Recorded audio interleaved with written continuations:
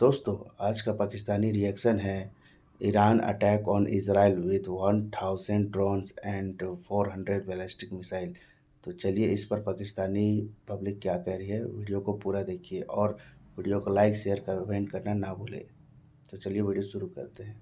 जो ऐलान किया है मेरे मुताबिक मेरे ख़्याल के मुताबिक ऐसे नज़र आ रहा है कि वाकई ईरान इस तरह का हमला ज़रूर करेगा, क्योंकि अगर देखा जाए यूएस ने क्यों इसमें जो है इन्वेट किया है, मतलब इसमें क्यों वो दाखिल हुए हैं जंग में, वो इसलिए हुए हैं क्योंकि पिछले 2 हफ्तों से ये इसराइल की ईरान ने ऐसी ठुकाई करी हुई है और ईरान ने मतलब है इसराइल को मुकम्मल तौर पर तबाह करने का सोच रखा है। ऐसा ही है। और आखिरी हल भी यही है कि इसराइल को इस खित्ते से ख़त्म किया जाए, क्योंकि इसराइल ने फ़लस्तीन पर कब्ज़ा किया। इसराइल पहले तो था ही नहीं मुल्क, इसने ऐसा ऐसा टेरिटरी बढ़ाई। हम तो नहीं मानते इसको।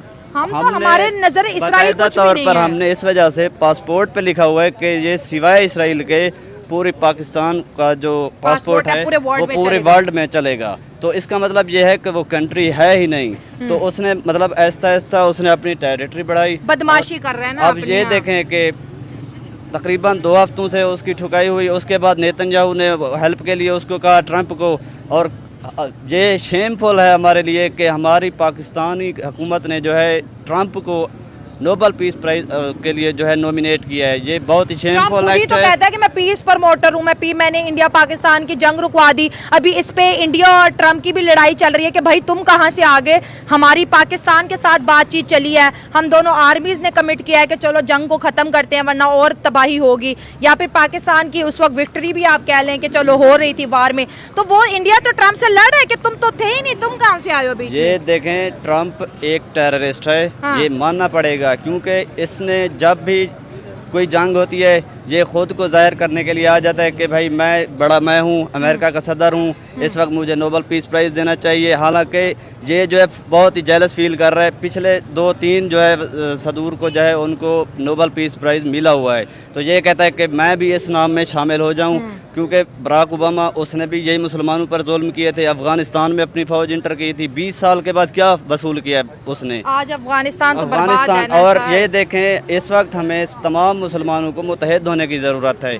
उस वक्त अफ़गानिस्तान पे जो कुछ हो रहा था, इराक़ खामोश था, इराक़ के बाद जो कुछ हो रहा था, उसके बाद लीबिया खामोश था, लीबिया के बाद शाम पर नौबत आई और उसके बाद सीरिया पर आई। और ये देखें पिछले तकरीबन 40 साल से आप देखें कि सिर्फ़ और सिर्फ इस खित्ते में कौन जो है अमन को बर्बाद कर रहा है, वो बर्बाद कर रहा है सिर्फ इसराइल।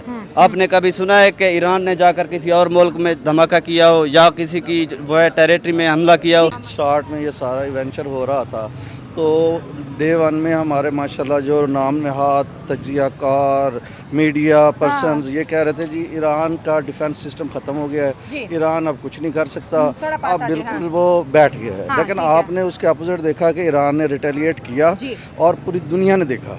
इवन के नेतन्याहू को उन इमारतों के पास आके खड़ा होना पड़ा और ये दलील देनी पड़ी कि ये देखिए जी सिविलियंस मारे जा रहे हैं। ठीक है। तो गजा में भी सिविलियंस थे जितने जो मारे गए। तो आप बीइंग अ मुस्लिम, मेरा तो ये है कि उनके पास जो मिसाइल टेक्नोलॉजी है वो अच्छा खासा जवाब दे सकते हैं, रिटेलिएट कर सकते हैं, वो थोड़ी लंबी जंग कर सकते हैं। हमारी तो ये दुआ है कि अल्लाह पाक उनको मदद शामिल हो अल्लाह की, और वो कम अज़ कम एक मुस्लिम मुल्क को ऐसा मुल्क तो बने ना कि जो कम अज़ कम उनको चैलेंज कर सके।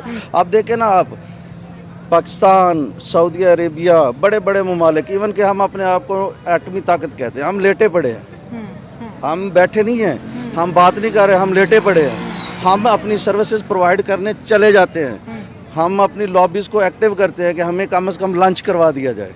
तो इसके पीछे आप देखें ना, एक मुल्क कम से कम एक गैरत ईमानी लेके खड़े होने वाले मुल्क के साथ कम से कम हमारी मॉरल सपोर्ट तो होनी चाहिए, और कुछ नहीं हम कर सकते। डिप्लोमेटिकली तो ईरान को सपोर्ट कर रहे हैं ना। देखिए हमारी फॉरेन पॉलिसी ईरान को सपोर्ट कर रही है। अभी रिसेंटली कोई आधा घंटा पहले CNN को उनके जो है ना वजीर खारजा, उन्होंने इंटरव्यू कहा है, उसने ये कहा है कि जितने लोग मजम्मत कर रहे हैं ना ये पीछे हमारे साथ है। क्या इतनी बड़ी बंद कमरों में, ये जो बंद कमरों वाला नैरेटिव 25 करोड़ आवाम पे डाला हुआ है ना इन लोगों ने, ये मुसीबत हम पे डाली हुई है, वो हर जगह नज़र आ रही है। आप देखें ना, इतनी जल्दी हमने नोबेल प्राइज़ के लिए मुंतखब कर दिया जी, ये दुनिया के लिए ये हमारा नैरेटिव है, ये जी हमें India Pakistan, so what, India Pakistan जंग में क्या हम इतने कमज़ोर थे कि वो हमें आके उसने सारा कुछ रुकवाया और हम अब कह रहे हैं जी। आज तक ट्रम्प को चैलेंज कर रहे हैं कि तुमने नहीं रुकवाया, उस पे मोदी और ट्रम्प की जो स्ट्रॉन्ग दोस्ती थी बिगड़ गई है, बिगड़ गई है। अंदाजा लगाएं कि ये जो अभी G10 वाला हुआ है उसमें ट्रंप ने बकायदा मोदी को कहा कि आप आइए मेरे साथ लंच किए, तो उसने बिल्कुल कहा कि सॉरी मेरे पास टाइम नहीं है, तो मोदी ने सॉरी बोल दिया और हमने अपनी एक वो ऑन करके ना वो डिप्लोमेसी वाला फैक्टर, और हमने लंच किया है, तरलों से किया है। सो हमारा और उनमें बड़ा फ़र्क है। हमें बीइंग अ नेशन भी ये सोचना चाहिए, बीइंग अ मुस्लिम भी ये सोचना चाहिए कि हम कहाँ खड़े हैं, और इस पूरे वार में आप क्या समझते हैं कि इसके बाद हमारी बारी नहीं आने वाली?